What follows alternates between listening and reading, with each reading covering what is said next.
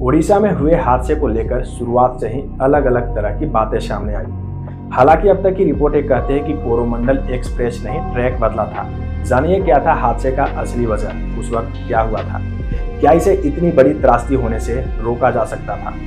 देखा जाए तो हर साल रेल यात्रा को सुरक्षित बनाने के लिए इस पर करोड़ों रुपए खर्च होते हैं, फिर भी सुरक्षा उपकरण काम क्यों नहीं आए। एंटी ट्रेन टक्कर प्रणाली कैसे काम करती है, पूरी जानकारी देंगे इस वीडियो के माध्यम से, इसलिए वीडियो के अंत तक बने रहें। चैनल पे नए हैं तो चैनल को सब्सक्राइब भी अवश्य कर दें इस तरह की जानकारी भरी वीडियो देखने के लिए। अधिक जानकारी के लिए आप मुझे फेसबुक, इंस्टाग्राम आदि जगहों पर भी फॉलो कर सकते हैं।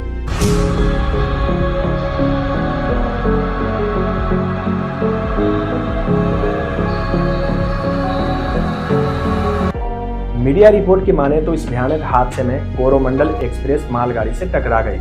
ट्रेन का इंजन मालगाड़ी के डिब्बे के ऊपर चढ़ गया। टक्कर के बाद कोरोमंडल एक्सप्रेस के 13 डिब्बे बुरी तरह क्षतिग्रस्त हो गए। इनमें सामान्य, स्लीपर, एसी 3 टियर और एसी 2 टियर के डिब्बे शामिल थे। कुछ डिब्बों बगल के ट्रैक पर भी जा गिरे। उस वक्त दूसरी ओर से बेंगलुरु हावड़ा सुपरफास्ट एक्सप्रेस को गुजरना था। बेंगलुरु हावड़ा सुपरफास्ट एक्सप्रेस के ट्रैक पर कोरोमंडल एक्सप्रेस के डिब्बे गिरे हुए थे। इसकी वजह से बेंगलुरु हावड़ा एक्सप्रेस इन डिब्बों से जाकर टकरा गई। टक्कर के चलते बेंगलुरु हावड़ा एक्सप्रेस के सामान्य श्रेणी के 3 डिब्बे पूरी तरह से क्षतिग्रस्त होकर पटरी से उतर गए। हादसे के बाद लोगों की चीख पुकार शुरू हो गई और चारों तरफ खून से सने छत विछत और अंग विहीन शव ही दिख रहे थे। शुरुआती जांच के अनुसार कोरोमंडल एक्सप्रेस 128 किलोमीटर प्रति घंटे की रफ्तार से चल रही थी। Bengaluru Howrah superfast express 116 kilometre प्रति घंटे की रफ्तार से आ रही थी। दोनों ट्रेनों में लगभग 2000 यात्री सवार थे। स्टेशन के आसपास ही लूप लाइन बनाई जाती है जो आमतौर पर 750 मीटर लंबी होती है, ताकि एक से ज्यादा इंजन के साथ चलने वाली मालगाड़ियों को वहां खड़ा किया जा सके। जहां पे हादसा हुआ उस रूट पर कवच प्रणाली एक्टिव नहीं थी, जो एक ही ट्रैक पर 2 ट्रेनों के आ जाने की स्थिति में हादसे को रोकती है। शुरुआती जांच कहती है कि सिग्नल मिलने के बाद कोरोमंडल एक्सप्रेस स्टेशन से रवाना हुई। आगे जाकर वह अप मेन लाइन छोड़कर लूप लाइन में चली गई, जहां पहले से मालगाड़ी खड़ी थी। यहां पर पहली भिड़ंत हुई और कोरोमंडल एक्सप्रेस के डिब्बे डाउन मेन लाइन पर आकर गिर गई, जहां दूसरी train Bengaluru Howrah superfast express को गुजरना था और यहां पर उससे टकरा गई।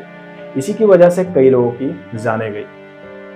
रेलवे के जानकारों का कहना है कि इस हादसे के पीछे 2 कारण नजर आते हैं। पहला मानवीय भूल और दूसरा तकनीकी में खराबी।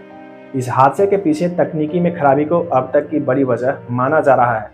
जब हादसा हुआ उस दौरान अगर सिग्नल सिस्टम दुरुस्त होते तो कोरोमंडल एक्सप्रेस को रोका जा सकता था। दरअसल ड्राइवर ट्रेन को कंट्रोल रूम के निर्देश पर चलाता है और कंट्रोल रूम से निर्देश पटरियों पर ट्रैफिक को देखकर दिया जाता है। ऐसे में हादसे की जानकारी भी कंट्रोल रूम के पास पहुंचने का अनुमान है। हालांकि यह जानकारी कंट्रोल रूम तक कितनी देर में पहुंचती है, यह हादसे को रोकने में बड़ा फैक्टर हो सकता था। इस बीच रेलवे के प्रवक्ता अमित शर्मा ने कहा कि मार्ग पर एंटी ट्रेन टक्कर प्रणाली यानी कि कवच उपलब्ध नहीं थी। जानकारी के मुताबिक रेलवे अपने पूरे नेटवर्क में कवच यानी कि एंटी ट्रेन टक्कर प्रणाली स्थापित करने की प्रक्रिया में है। दरअसल कवच उस वक्त अलर्ट करता है जब लोको पायलट किसी signal past and danger SPID को पार कर जाता है, जो ट्रेन टक्करों की प्रमुख वजह है। यह सिस्टम लोको पायलट को अलर्ट करता है, जो ब्रेक पर नियंत्रण भी कर सकता है। इसके साथ ही यह ट्रेन को निर्धारित दूरी के भीतर उसी लाइन पर दूसरी ट्रेन को नोटिस करने पर ट्रेन को स्वचालित रूप से रोक भी सकता है। रेलवे बोर्ड के पूर्व सदस्य सुबोध जैन की माने तो आज के दौर में कई प्रकार की नई तकनीकी आ गई है। पहले के हादसों में ट्रेनों के कोच एक दूसरे के ऊपर चढ़ जाते थे, लेकिन अब नए एंटी क्लाइंबिंग कोच ट्रेन में लगाए गए हैं। यह LSB कोच एक दूसरे के ऊपर नहीं चढ़ते। इसके बावजूद इस हादसे में इतने लोगों की मौत का होना अपने आप में रेलवे के सिस्टम पर सवाल खड़ा कर रहा है। देखा जाए तो यह रेलवे का एक बहुत बड़ा सिस्टमेटिक फेल्यूर है। हर बजट में कवच और ट्रेनों के सिस्टम, ट्रैक और सिग्नल सिस्टम सुधारने के लिए करोड़ों रुपए का बजट आवंटित किया जाता है, फिर भी इतने बड़े हादसे कैसे हो जाते हैं। पहली ट्रेन जब मालगाड़ी से टकराई तो इसी हादसे के बाद रेलवे के अधिकारियों को एक्शन लेना चाहिए था, जिससे बेंगलुरु हावड़ा सुपरफास्ट एक्सप्रेस को हादसे से रोका जा सकता था, जिससे कम जान माल की क्षति होती।